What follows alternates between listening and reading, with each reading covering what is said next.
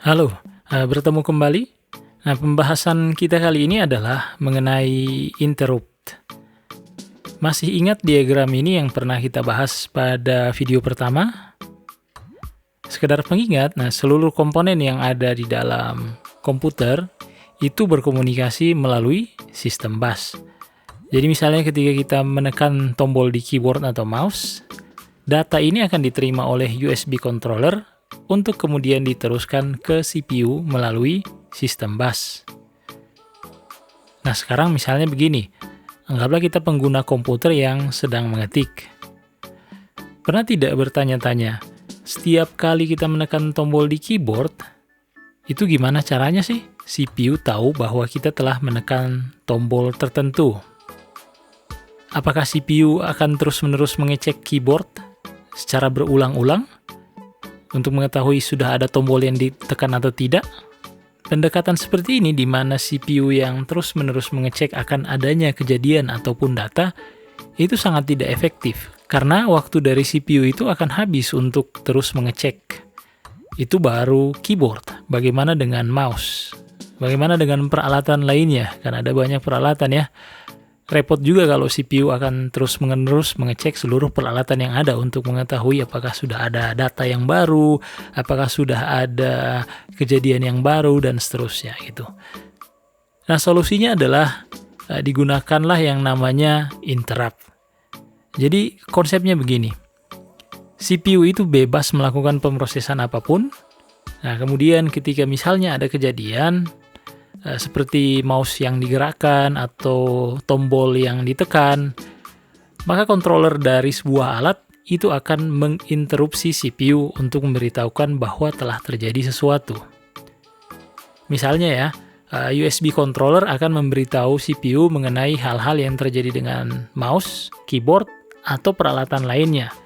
Misalnya ketika printer kita itu kehabisan kertas, maka printernya akan masukkan data ke USB controller, dan dari USB controller akan masuk interrupt kemudian untuk diproses oleh CPU dan diteruskan ke sistem operasi agar bisa diolah lebih lanjut, sehingga nanti di layar kita akan muncul pemberitahuan, oh ini kertas di printer sudah habis.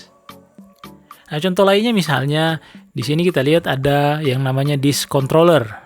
Nah, disk controller ini salah satu tugasnya adalah dia akan memberitahu ke CPU kalau misalnya datanya sudah selesai disimpan.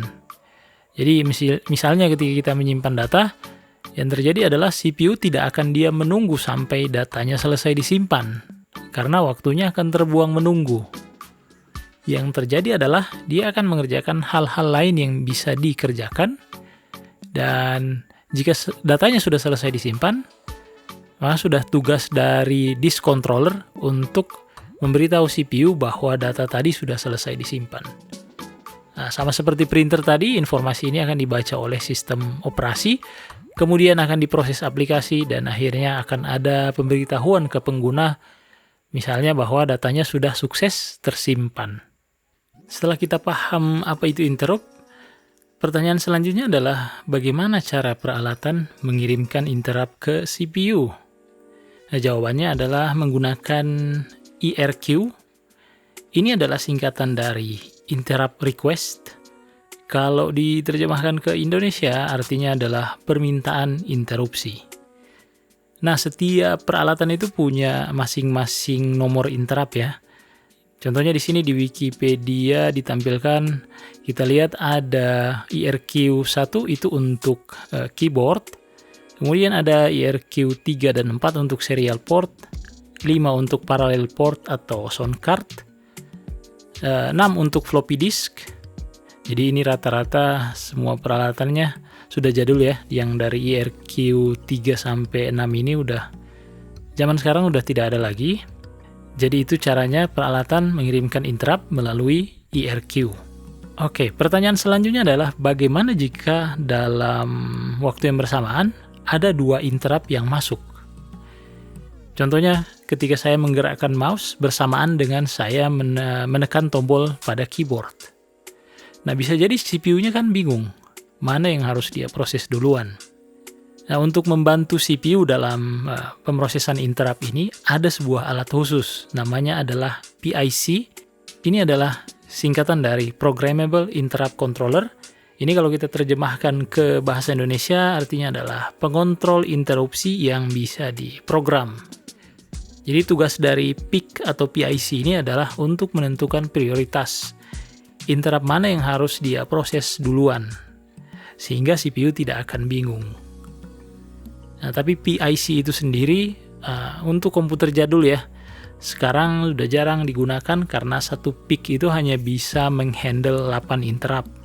Nah, gimana kalau misalnya ada lebih dari 8 interrupt? Maka solusinya adalah dulu ya, digunakanlah satu PIC tambahan lagi, sehingga ada 2 PIC seperti yang ada pada halaman ini di Wikipedia. Kita lihat bersama ada master PIC dan slave PIC. Nah, untuk komputer zaman sekarang 2 PIC ini sudah tidak cukup lagi. Sehingga sekarang menggunakan alat yang berbeda lagi, namanya adalah APIC, singkatan dari Advanced Programmable Interrupt Controller. Di Windows ada sebuah tools yang bisa kita gunakan untuk mengecek informasi mengenai komputer kita, termasuk di dalamnya informasi mengenai interrupt. Namanya adalah MSInfo32. Nah, cara menjalankannya gampang, kita tinggal tekan tombol di keyboard Windows, tombol Windows plus R. Kemudian ketik MSInfo32. Kemudian tekan Enter. Akan muncul tampilannya seperti ini.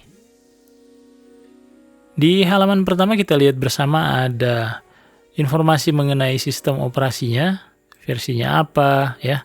Ini versi 10.00.90.42 dan masih banyak lagi informasi lainnya seperti pembuat laptopnya, nomor serinya dan seterusnya. Versi BIOS-nya termasuk juga ya. Nah, kali ini kita akan fokus di bagian mengenai IRQ. Itu ada di sini di hardware resource. Klik tombol plusnya ya. Kemudian ada bagian IRQ di sini. Nah, kita lihat bersama di sini ada daftar interrupt ya. Ini IRQ 0 sistem timer, IRQ 1 seperti informasi di Wikipedia tadi itu adalah keyboard ya. Kemudian IRQ 8 ada CMOS jamnya ya. Dan ada ini nomor 12 ada Elan Input Device. Ini adalah touchpad saya, mereknya adalah Elan ya. Kemudian ada IRQ22 High Definition Audio Controller, itu untuk audionya. Kemudian USB IRQ23. Ini ke bawah diisi dengan apa ini? Microsoft HP Compliance System. Ini banyak sekali ke bawah ya. Ada ratusan ya. Berapa ratus ini? Sampai 300, 400. Oh, sampai 500. Ya. Nah, selanjutnya yang paling bawah adalah ini peralatan lain seperti VGA-nya ya, Intel HD Graphics, kemudian USB-nya lagi. Ini adalah network card-nya, kemudian ini wireless card, ini VGA-nya yang kedua, ini SATA controller-nya, kemudian PCI Express, dan seterusnya ya. Baik, sampai di sini dulu video kali ini, semoga bermanfaat ya. Sampai jumpa pada video selanjutnya.